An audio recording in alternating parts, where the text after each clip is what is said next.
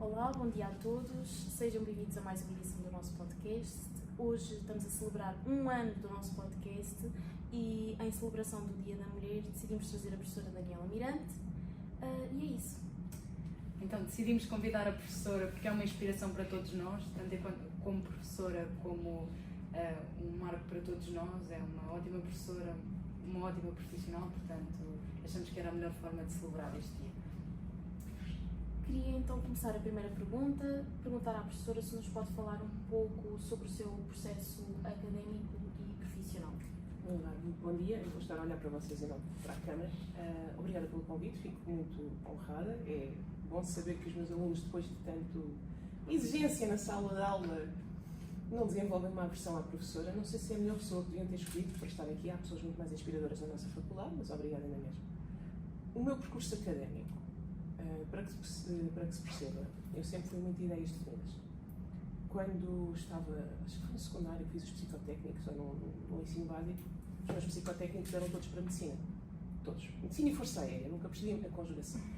E para direito dava-me um resultado que eu tinha muito conhecimento da área jurídica, mas não tinha vocação nenhuma. E eu pensei que a psicóloga estava louca. E fui para Humanidades e depois escolhi a faculdade. Quando eu concorri à faculdade, eu coloquei Direito em primeiro lugar na Nova e em segundo lugar coloquei Relações Internacionais e Ciência Política da Nova. Eu só queria fazer Direito na Nova, não queria fazer Direito em mais lado nenhum. Na altura sabia que não era arriscado, porque a média me permitia entrar direta na Nova. E foi na Nova que fiz tudo. Fiz a licenciatura, fiz o mestrado e depois fiz o doutoramento. E provavelmente foi das escolhas mais inteligentes que eu fiz. Eu só pensei em estudar no público, nunca pensei em estudar no privado, não tinha essa necessidade, porque a minha média permitia-me acesso à faculdade que queria. E lembro-me que escolhi a Nova precisamente porque no 12º ano andei a visitar a faculdade de Direito e a única em que eu conseguia respirar dentro era a Nova, porque me sentia bem. E pensei, bom, é aqui. Entrei no ano de 2003, 2004, já não sei, uma pessoa disse assim, sinto uma ligeira dor nas costas. E por acaso fomos o primeiro ano de Bolonha. No último exame que tivemos de curso, nunca mais me esqueço, Direito das Sociedades, disseram-nos, Bolonha vai mesmo entrar, e eu pensei, 21 anos, o que é que eu faço agora? Fui direto ao mestrado, não foi propriamente uma decisão muito ponderada, foi o que foi, e fiz o mestrado na Nova. Depois do fim do mestrado, nem foi bem no fim, foi antes de entregar a tese, fui falar com um professor, do qual eu tenho muitas saudades, que já morreu, o professor Carlos Ferreira de Almeida, e ele dizia-me, então o que é que vai fazer agora no futuro? E eu, do auge da minha arrogância dos meus 21, 22 anos, disse, vou ser magistrado. E ele olha para mim com aquela sua voz muito forte e diz, não vai dar aulas. Eu disse, professor, eu não abro a boca nas aulas, eu fico toda vermelha quando falo nas aulas, nunca vou ser professora, vou ser magistrada. E ele diz-me algo que foi do género. Daniel, tem 21, 22 anos, é uma excelente aluna, é das melhores alunas que eu tenho este ano, e depois falou de outros colegas meus que ainda tinham notas mais altas que as minhas. Se concorrer, ou seja, agora vai ser chumbada nas provas psicológicas, porque é demasiado nova e é mulher. Foi a primeira coisa que ele me disse. Eu olhei para ele e disse, professor, eu quando quero uma coisa vou atrás. Só que esbarrei numa coisa que se chama austeridade. Pela primeira vez em muitos anos não abriu o concurso de acesso ao Centro de Estudos Judiciários. Foi na altura que veio a Troika e a coisa ficou complicada. E então o que é que eu fiz? Fui como estagiária para o Gabinete de Resolução Alternativa de Litígios e estive cerca de 1 ano e tal a trabalhar com mediação e arbitragem.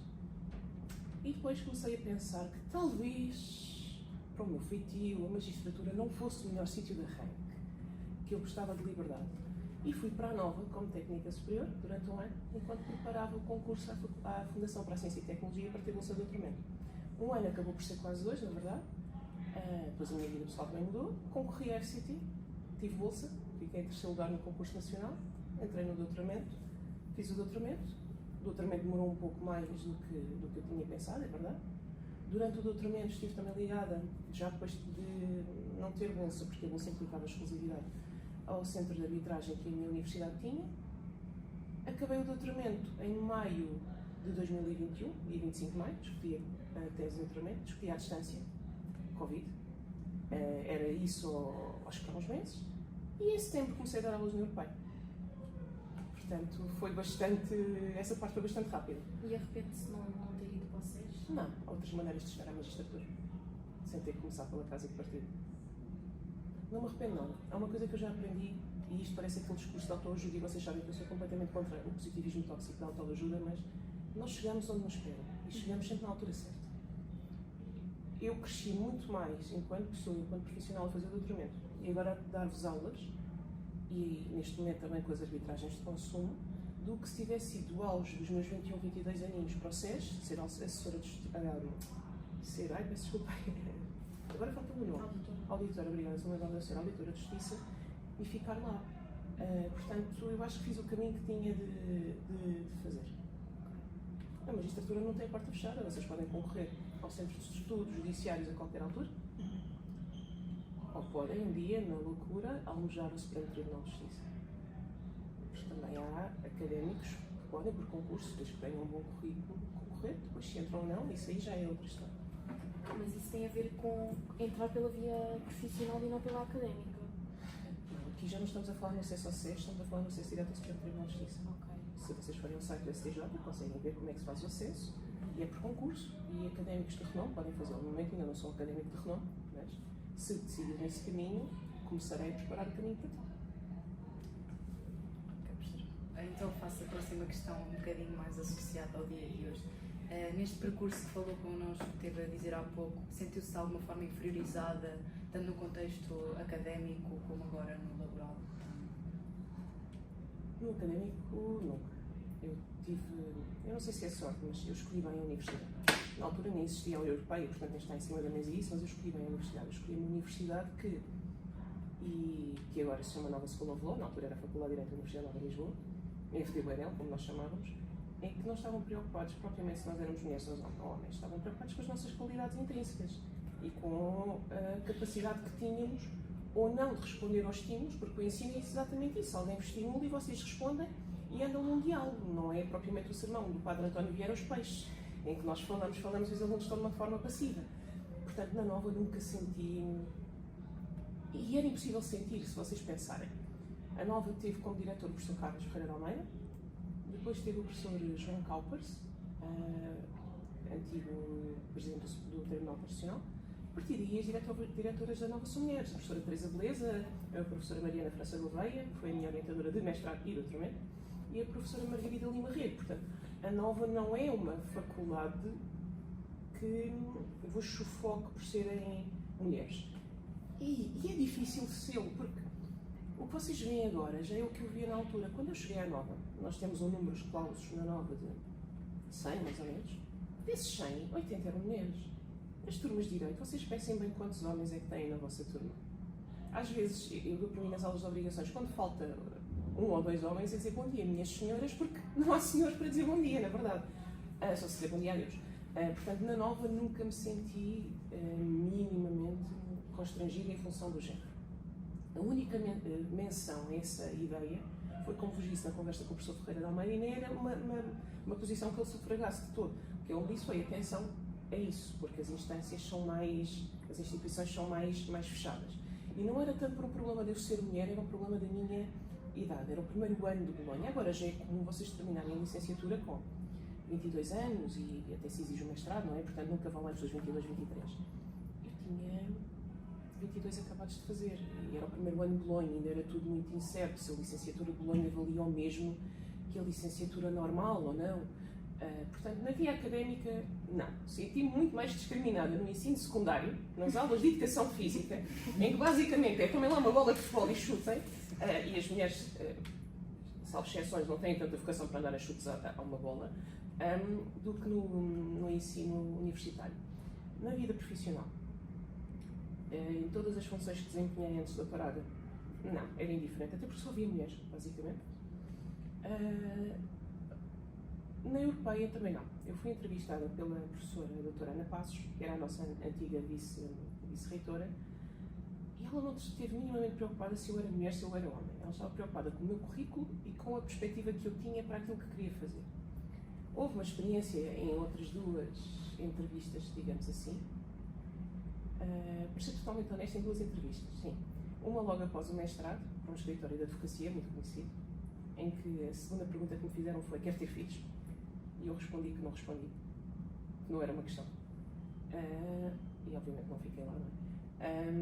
E depois, noutra universidade, eu não senti que fosse por ser mulher, mas senti que estavam muito preocupados em fazer-me agradar, dizendo que eu tinha um ar muito simpático, que era muito cordial, muito doce.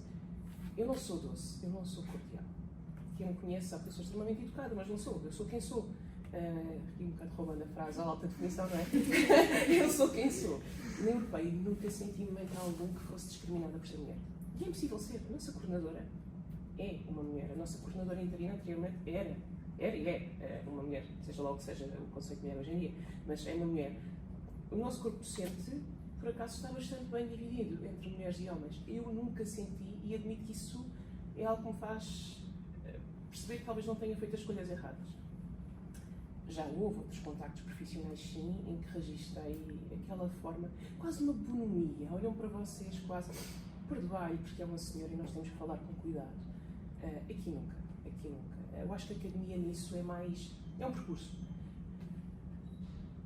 Nas arbitragens, porque eu faço muita arbitragem de consumo, noto que por vezes as reclamadas tratam de forma diferente mulher e homem, sim. Isso sim.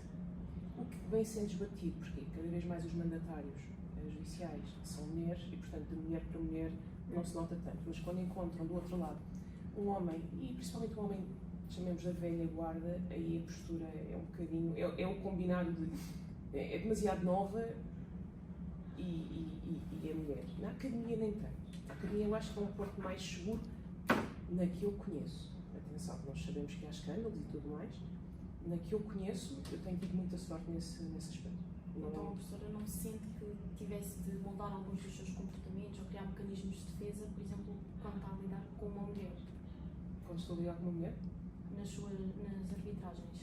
Aquilo que a professora estava a referir mesmo. Eu tenho uma lógica muito preventiva. Sabem aquilo que aprendem na carta de condução? Que a melhor coisa é uma condução defensiva. Eu faço isso na minha vida em geral. Eu sou muito educada, gosto que as partes se sintam à vontade, naturalmente, porque a arbitragem não é tão formalista, nem deve ser como os tribunais judiciais, mas, e aqui fazendo pela outra linha de publicidade, há uma linha que separa. Há uma linha que separa as partes do árbitro. E eu faço questão de a deixar bem clara. A melhor forma de evitar um problema, de resolver um problema, aliás, é evitá-lo. E isso eu faço. Mas vocês têm que pensar nisto de uma forma. Vocês, quando são educadas em miúdas, são educadas a andar em ruas escuras, sozinhas. São educadas a ir para um atalho que vos permite poupar 10 minutos, mas que é num sítio mais ermo. Nós moldamos o nosso comportamento inconscientemente para tudo na vida assim. Se pensarem bem na pureza dos princípios, vocês adequam o vosso comportamento já naquela base de, eu não sei se vocês já alguma vez, eu acho que já vos disse isto, há um aforismo que se usa muito em direito que é: à mulher de César não basta ser séria, é preciso parecer. A propósito da justiça, a justiça não pode ser só séria, é preciso parecer. E nós, mulheres, pensarem bem, adequamos o nosso comportamento sempre para não sermos rotuladas de 1. Histéricas, 2. Emotivas, 3. Descompensadas, ou 4. Sentimentais. Se vocês pensarem bem, aquela lógica do eu sou como estou, é mais ou menos. Em ambiente laboral, vocês criam quase uma persona para se defenderem. Mesmo nas aulas, vocês fazem isso. E, portanto, talvez grande parte de mitigar esses efeitos venha do facto de eu já assumir essa postura. Agora, não se equivoquem. Às vezes uma mulher consegue ser mais dura com outra mulher do que um homem. Porque um homem leva logo um rótulo. E entre as mulheres parece que estamos entre iguais, e as mulheres não são todas iguais. Eu acho que até são mais competitivas do que, por exemplo, temos um homem e uma mulher. Às vezes cruéis. Às vezes são um bocadinho mais cruéis. E agora há muito aquela moda do eu sou super direta. Não, querida, és mal educada. Há um limite entre ser direta e ser mal educado. E, portanto, são mais... avançam mais. Nunca se esqueçam que na arbitragem é difícil isso acontecer. Porquê? O árbitro está numa posição equidistante. O árbitro vai decidir o litígio. E vocês não querem antagonizar, pelo menos se estiverem no pleno uso das vossas faculdades mentais, o árbitro que vos vai decidir o litígio, porque ainda que ele seja completamente vinculado à lei, quer dizer, não é expectável que nós queiramos antagonizar quem vai decidir o nosso litígio. Mas nós adequamos o comportamento, claro que adequamos.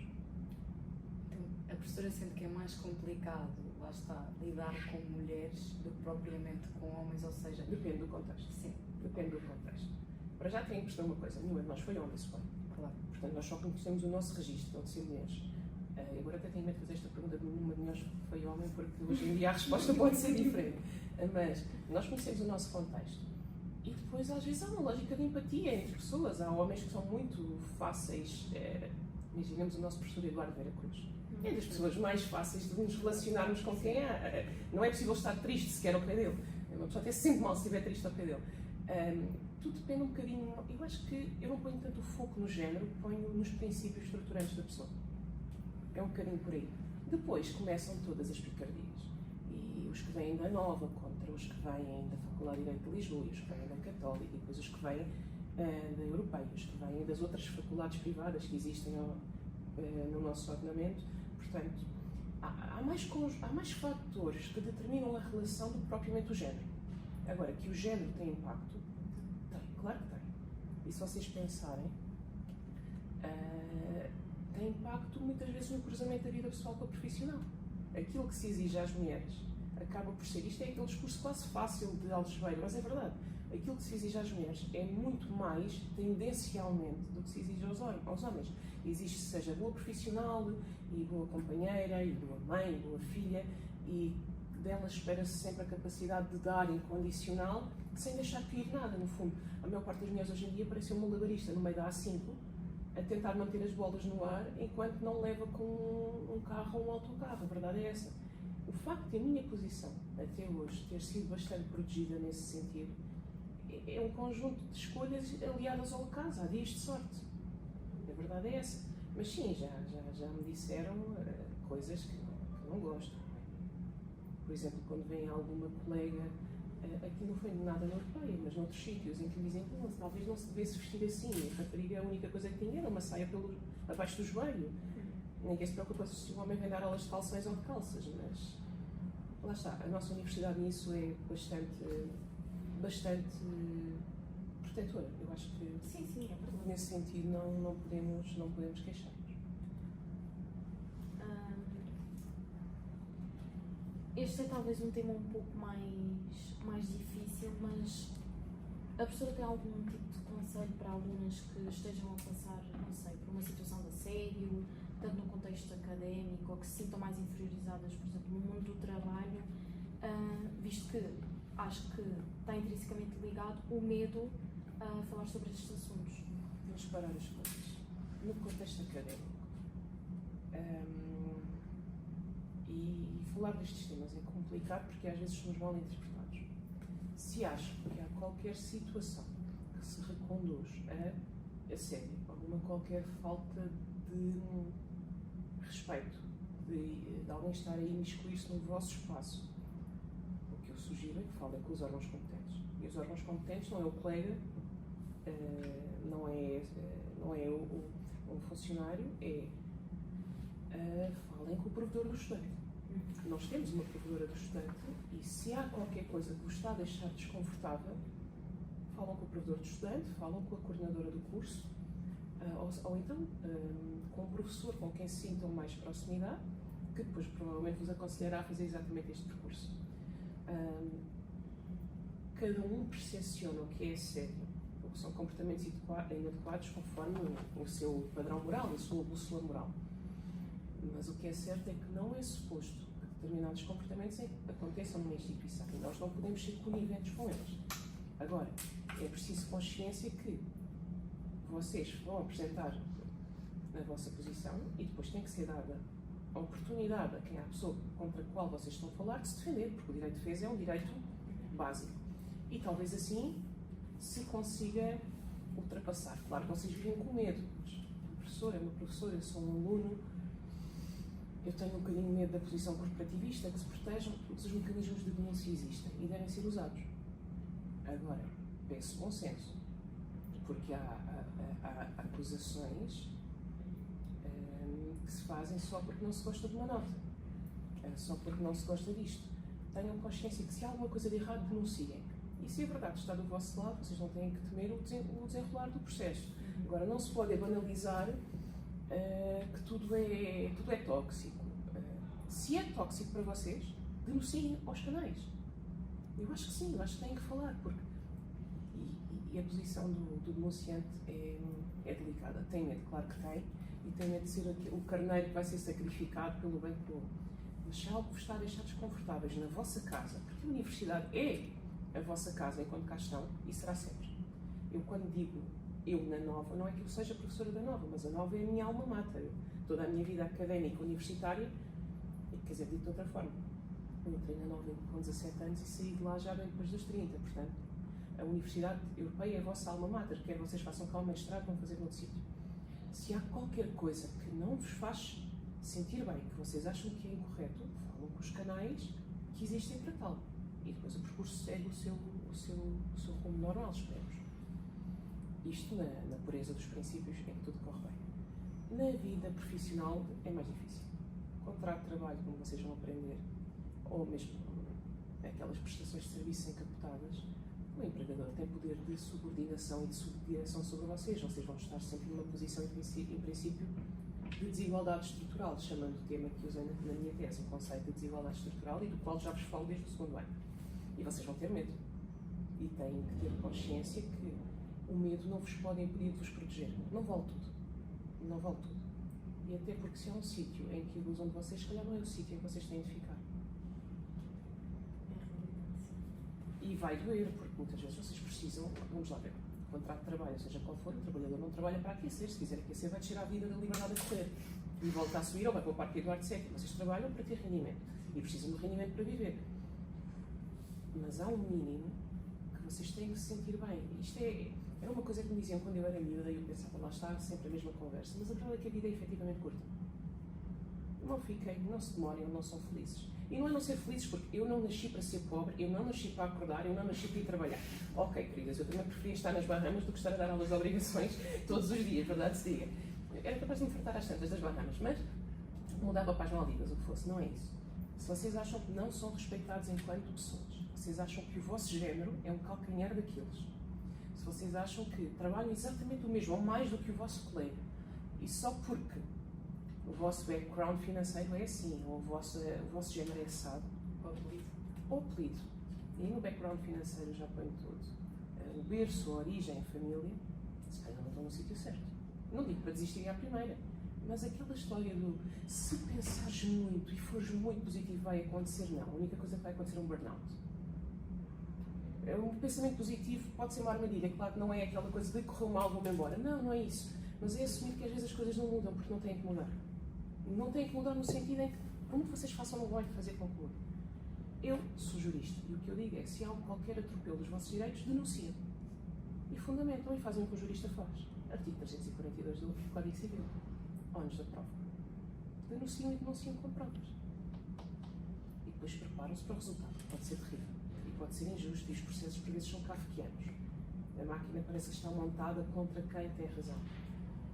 E é por isso que, por vezes, há pessoas que decidem, em vez de proporem processos, saem. Mas isso vai levar a que o ciclo nunca se quebre. E em que o abusado é sucessivamente substituído. Não joga o Manel, joga o João. Não joga a Manela, joga a Joana. E, portanto, só se muda o abusado e o abusador fica.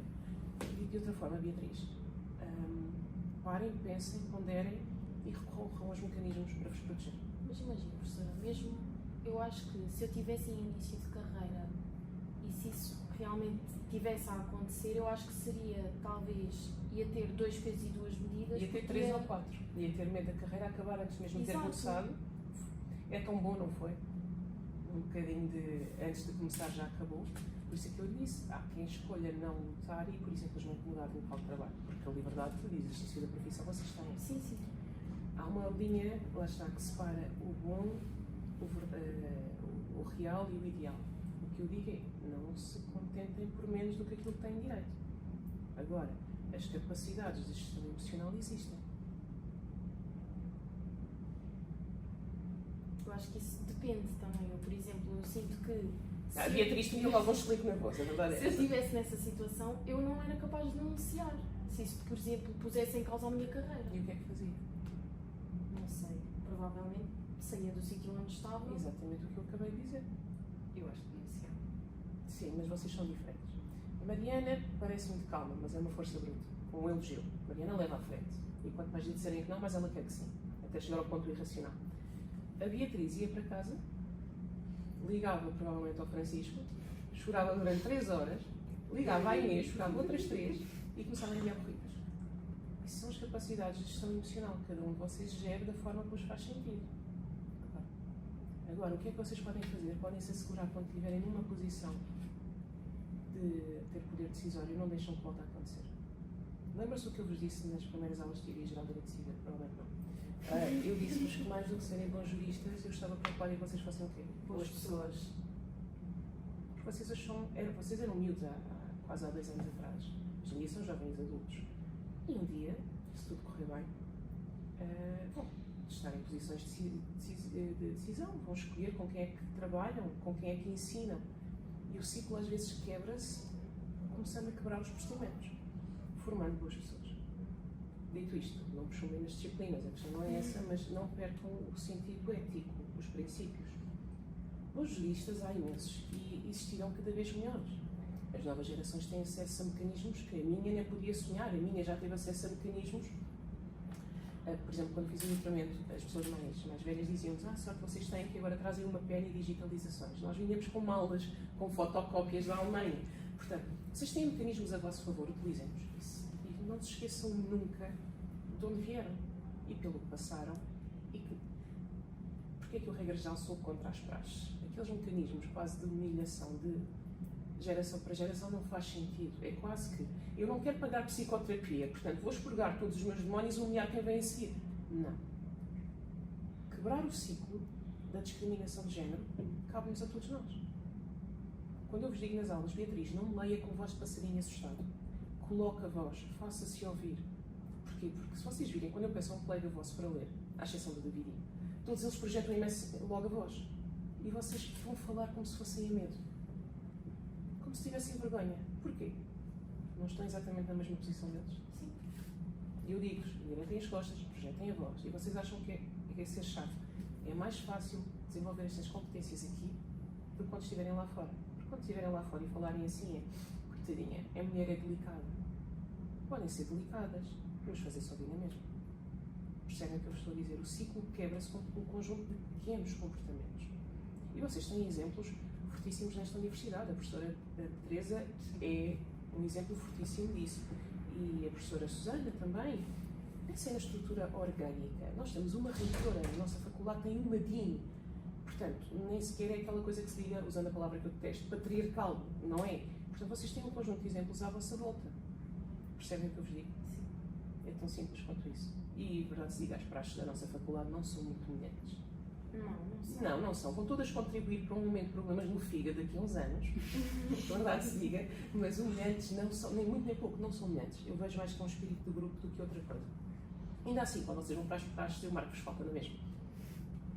Mas acho que mesmo esse já não espírito falta. Já não existe, pelo menos no nosso curso. Não... Eu nos outros confesso que não conheço. Eu tenho que estar sempre mais próxima dos meus, que é direito. Mas é um bocadinho por aí, começa por aí. Quando eu vos digo que sejam empáticos uns com os outros, não significa carregar a dor do outro, mas significa reconhecer que o outro pode não estar bem. E isso são competências que vão transitar ao longo da vossa vida. Completamente. Digo eu. Não sei muito disto. Na sua perspectiva, professora, quais são as conquistas que faltam para atingirmos essa paridade entre homens e mulheres? Algumas sugestões? A paridade.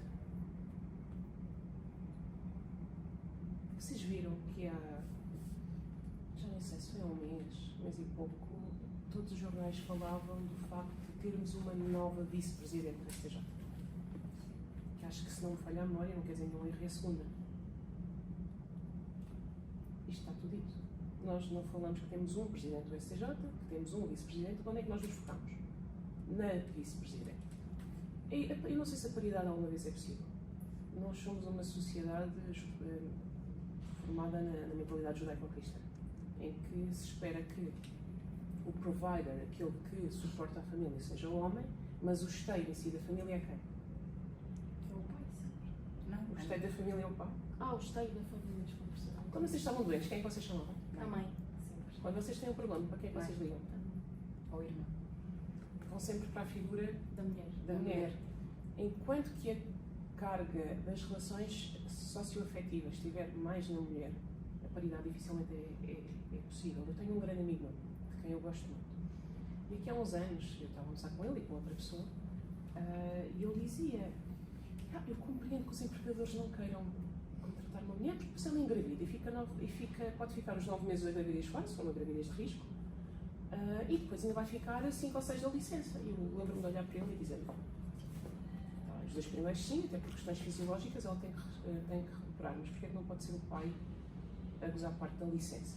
Ou seja, enquanto que essa carga estiver toda ligada ao elemento feminino da relação, a paridade será difícil. Não é impossível, claro que não. Se eu gosto dos sistemas de cotas, detesto, porque são a prova de que alguma coisa está errada, mas é necessário. O caminho tem-se vindo a fazer, tem vindo a mudar. Pensemos na nossa realidade, na academia. Vocês têm mais professoras ou professores? Professoras. Pensem nos tribunais. Vocês estão a ver a dimensão das vossas turmas em termos de repartição, homem e mulher. E terceiro género, se houver, a questão é essa, mas vocês são mais homens ou mais mulheres? Mulheres, sem dúvida. O que significa que os tribunais de primeira instância, o Ministério Público, começará a se engrossar essencialmente por elementos do sexo feminino. Eventualmente, porque toda a gente morre. Quando se começar a progredir da primeira instância para a segunda, as relações também neste momento, não fiz esse estudo, mas também já estão bastante equitativas. Se vocês consultarem o site do STJ, por razões diversas, ontem consultei, e vocês veem a foto do plenário de todos os juízes conselheiros, ainda há uma predominância de homens, mas já existe um grande número de mulheres. Se vocês forem ver a advocacia, vocês veem imensas mulheres, mas depois chegam os managing partners dos escritórios, que neste momento são essencialmente dos grandes escritórios, ou daquilo que se designa grandes escritórios, essencialmente homens. Porque é um processo evolutivo. A sociedade vai mudando. Não foi há tanto tempo assim, perdão, que o direito de voto das mulheres não existia, ou a liberdade de exercício da profissão. O 25 de Abril faz 50 anos. Fez-se muito nestes 50 anos. Mas é um bocadinho como diz o Jorge Palma: enquanto houver estrada para andar, a gente vai continuar e temos de continuar. Eu não sei se o objetivo é a paridade. Eu não quero paridade, porque homens e mulheres não são iguais. Sim, isso é verdade. Eu quero justiça, que é diferente. Paridade significa tratar exatamente igual. Ora, se aquilo que eu exijo de uma mulher é muito mais nos diversos domínios do que eu exijo de um homem, tratá-la de forma exatamente igual ao homem, na vida profissional, vai resolver o problema? Não. Ter em conta as circunstâncias de cada um. Naturalmente. E tratar pessoas diferentes de maneiras diferentes. Sim, Porque naturalmente. não somos todos iguais. Vocês estão a ter um problema agora maior na vossa geração, que é as questões de género, aliadas às questões da saúde mental. A pandemia teve um preço. Eu nunca tive tantos alunos em sala de aula com perturbações de ansiedade e de outros domínios. E vocês vão ter, além dos problemas de género, problemas da saúde mental e de exigência da sociedade, que é cada vez maior. Portanto, sim, a bandeira da igualdade de género não deve cair. Há muito para fazer, mas é mais do que igualdade que a justiça. E não há possibilidade disso vir a regredir. Claro que há. Esse é que é o problema. Claro que há. Basta ver a campanha eleitoral que está em Exato. curso.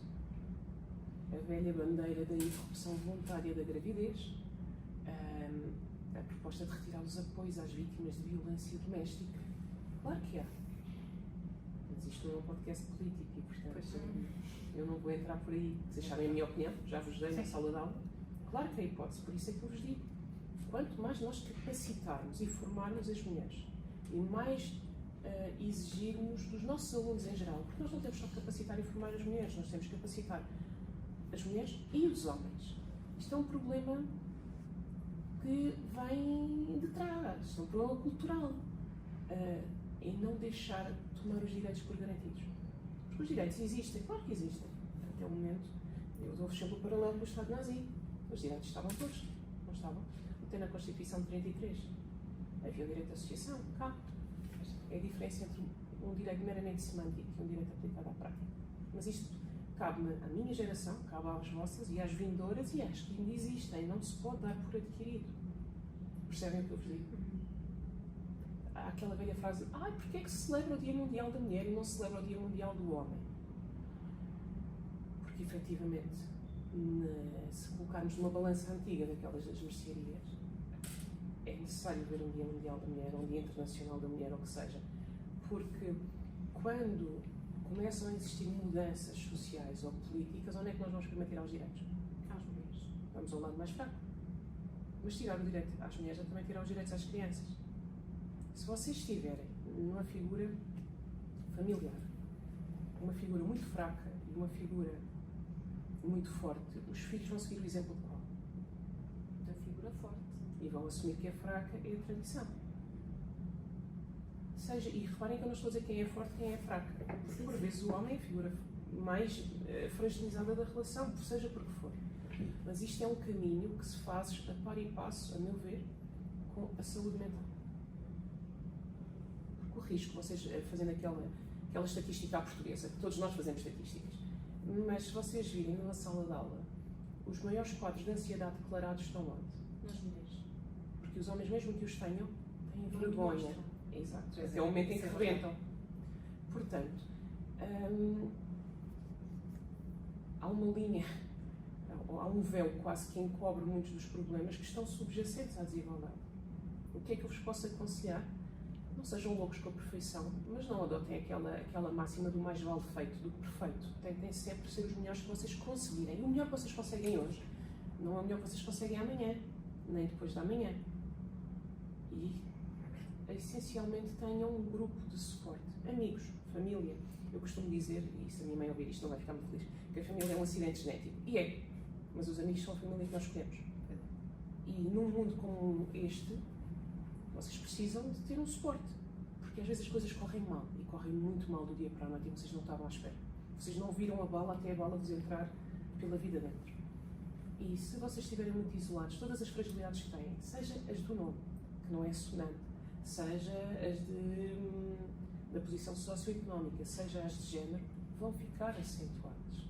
Portanto, o primeiro conceito que eu vos digo é: não vivam isoladamente, vivam em alcateia. Tenham amigos. E tenham consciência que o Dia Internacional da Mulher é tão mais importante quando, ao lado da questão do género, existem questões de desigualdade socioeconómica. Porque depois começa a ser uma bola de neve que vai crescendo e crescendo e crescendo e crescendo e crescendo e acentuando. Uma coisa que eu tento nas minhas aulas é puxar igual por homens e mulheres.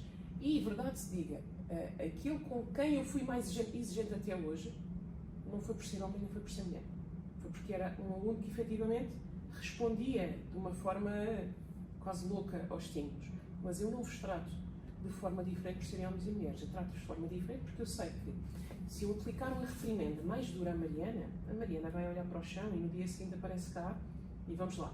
Se eu aplicar uma reprimenda mais dura à Beatriz, ela vai ficar com os olhos marejados de lágrimas e depois vai andar triste. Significa que eu exijo mais ou menos de uma ou da outra? Não. Existe de formas diferentes. Porque vocês são diferentes. Mas isso é possível em virtude do número de alunos que temos em sala. Fossem vocês 100, 200 ou 300, era completamente impossível. Vocês têm essa vantagem do vosso lado. Que é muito bom. É bom, permite-vos criar uma formação mais sólida, com menos impacto e ir mais robustos para o mercado de trabalho. Não vejam as coisas só do lado negativo, vejam do lado positivo.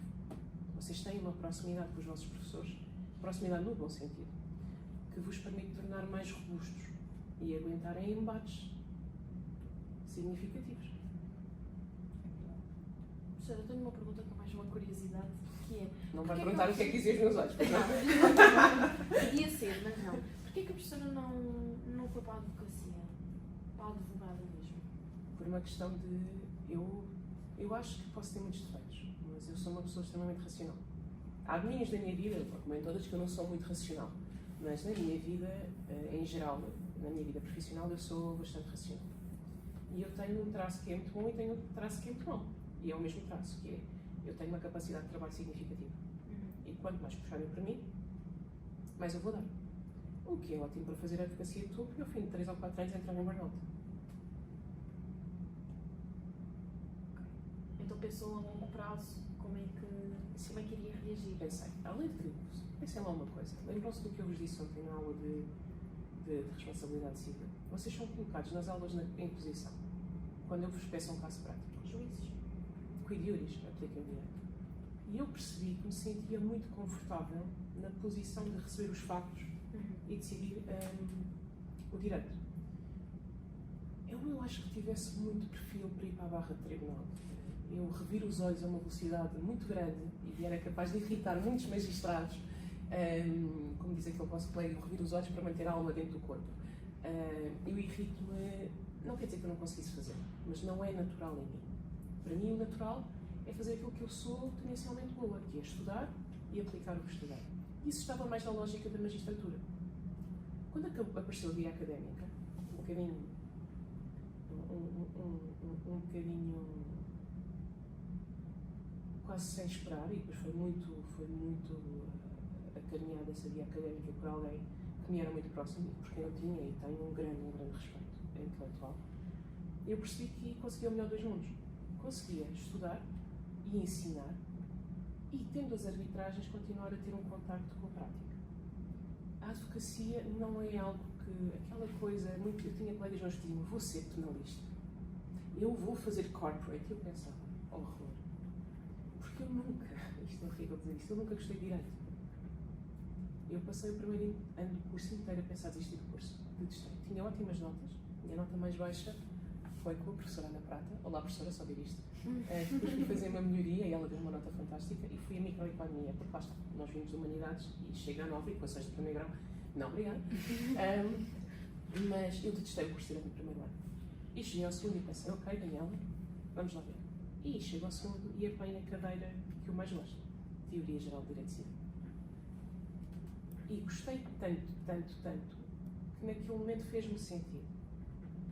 E acho que foi aí que eu me converti a ser privatista dos 7 gostados, como eu vos disse. E percebi que se algum dia fizesse advocacia, seria só em civil. Mas a vida da advocacia não era uma vida que fosse apelativa para mim. E vou explicar porquê. Muita instabilidade, ou seja, essencialmente prestações de serviços. Longas horas. Nos primeiros anos eu vi os meus colegas no estágio vida profissional e a pessoal completamente uma confusão. Não é que eu não acho que seja bom para quem é, e eu conheço muitos que são muito felizes. Agora, quando foi o reencontro dos 20 anos de entrada na faculdade, eu faço assim porque parece que foi ontem, foi há 20 anos, eles estão felizes, mas cada um de nós é o que é. E eu percebi que eu não ia, eu podia ser uma boa advogada, mas não ia ser feliz. E uma coisa que vos agarra quando os dias são muito difíceis, e há dias muito difíceis, é fazer imposto. E eu faço exatamente o que gosto. E a advocacia não seria aquilo que eu gostasse. Vocês sabem a professora Sónia Monteiro? Sim. A professora Sónia Monteiro fazia a advocacia de topo. E a Sónia diz que eu seria uma excelente advogada, porque sou teimosa. E agarrava e não largava. Pois não. Não. A advocacia não é para mim. A magistratura é aquela coisa que foi ficando a dúvida se... Magistratura judicial. Admita-se que para mim era muito claro que nunca seria o Ministério Público, porque não fazia sentido. Agora, tendo a academia e tendo as arbitragens em simultâneo, tenho a certeza que, pelo menos quanto a isso, fiz a escolha certa. Eu faço exatamente o que gosto. Então nem penso em mudar. Pelo menos não agora. Não, agora não. Agora faço exatamente o que gosto. Faço o que gosto e tento dar aos meus alunos aquilo que eu queria ter tido e que, em parte, tive. Eu tive um bom ensino jurídico. Eu tive excelentes professores. E um excelente professor não é só aquele que chega cá e dá aula estruturada, é aquele que vos faz pensar. O professor Carlos Ferreira de Almeida tinha uma coisa. O professor Carlos morreu na altura do Covid. Não convém falar muito dele, porque depois emociona, mas o professor Carlos tinha uma coisa que eu adorava, que era, ele já tinha uma idade avançada, mas ele conseguia olhar para o mundo jurídico sempre com a curiosidade de uma criança. Havia sempre qualquer coisa nova para pensar, não dar por adquirido. A ciência evolui como? Se vocês questionarem e avançarem. E o professor Carlos tinha essa curiosidade. Eu costumo dizer que se no fim da minha vida eu conseguir ser 1/10 do que ele foi, eu já estou satisfeita.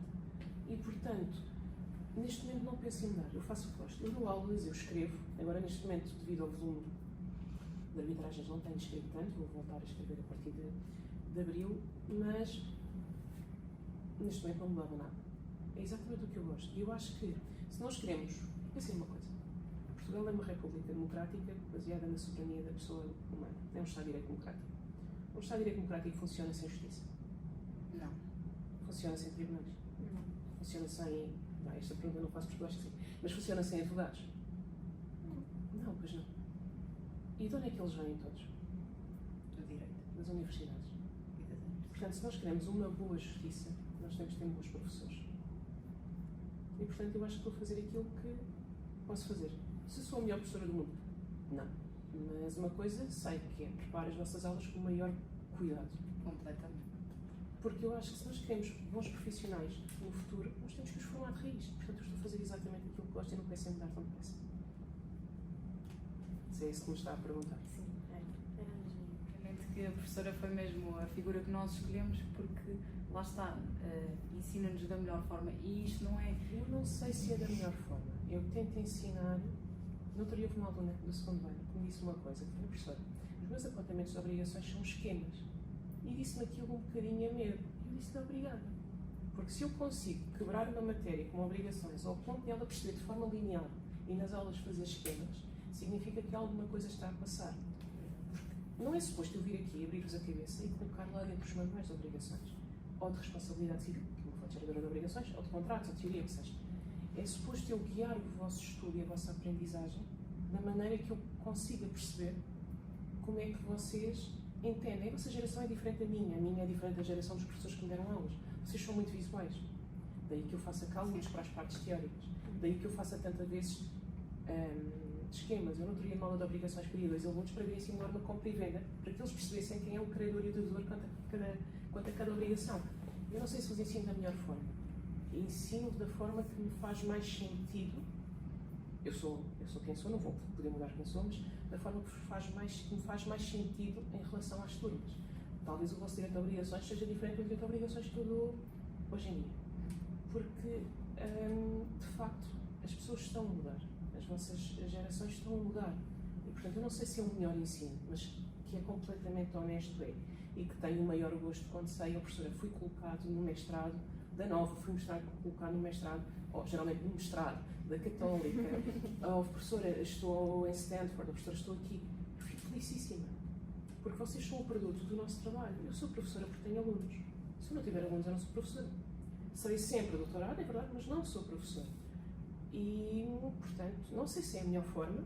Sei que sou exigente com vocês, muito. E sou exigente se vocês pensarem bem. E ligo ao tema de hoje, eu não sou só exigente com a matéria. Eu sou exigente com o comportamento em sala de aula, com a postura em sala de aula, com os horários em sala de aula. Porquê? Porque vocês vão ser avaliados com tudo isso no futuro. Não é só experimentem chegar um dia ao trabalho e dizer que chegar. Eu não tenho filhos, mas tenho colegas que têm. Cheguei atrasado porque fui com o meu filho ao médico. Vão com o filho ao médico. Justifiquem a falta. Um trabalho é só um trabalho, a família fica. É tão simples quanto isso. Portanto, não há verdades universais, mas daí que eu vos tenho dito, que estou mais preocupada em que vocês sejam boas pessoas. Bons juristas. Bons juristas eu sei alguns que serão, sei outros que não serão, a verdade é esta, mas boas pessoas preocupam todos. Porque se vocês estiverem num processo de recrutamento, selecionar traumas mal resolvidos, inseguranças, vocês vão projetar para o que estão a fazer. Portanto, é tão simples ou tão complicado quanto isso. As pessoas são feitas de camadas. Portanto, eu não sei muito bem se vos preenchi o objetivo do que queriam, porque escolheram alguém que não tem passado por muita discriminação. Mas é um exemplo para nós, e eu digo isto mesmo realmente porque acho que é um unânime, é uma opinião de todos que grande parte do nosso curso e da nossa vontade de continuar nesta área, acho que é um bocadinho movida pelo professor. É verdade. É por isso é que vão quase todos para fiscal. Eu não vou para fiscal. Para fiscal não vou. Não, mas é isso, eu acho mesmo que a professora, a nível profissional, é de certa forma uma aspiração onde eu quero chegar. Exato. Onde nós queremos chegar, na realidade. Isso é um peso grande, põe nas costas de um professor. Dizer isso a um professor é um peso grande. Não, mas é mesmo Eu verdade. espero que vocês cheguem em sítios muito mais longe. Sinceramente. Porque o caminho só se faz se vocês forem chegando nem que sejam 100 metros mais à frente, senão não saímos do sítio. Portanto, se é possível ser uma inspiração para alguém, eu fico contente, naturalmente. Agora, quer ver essa inspiração nas notas? Vamos nos esforçar, vamos nos esforçar. Bom, chegamos ao fim. Até à próxima. Tchau. Obrigada, professor. Nada, obrigada eu.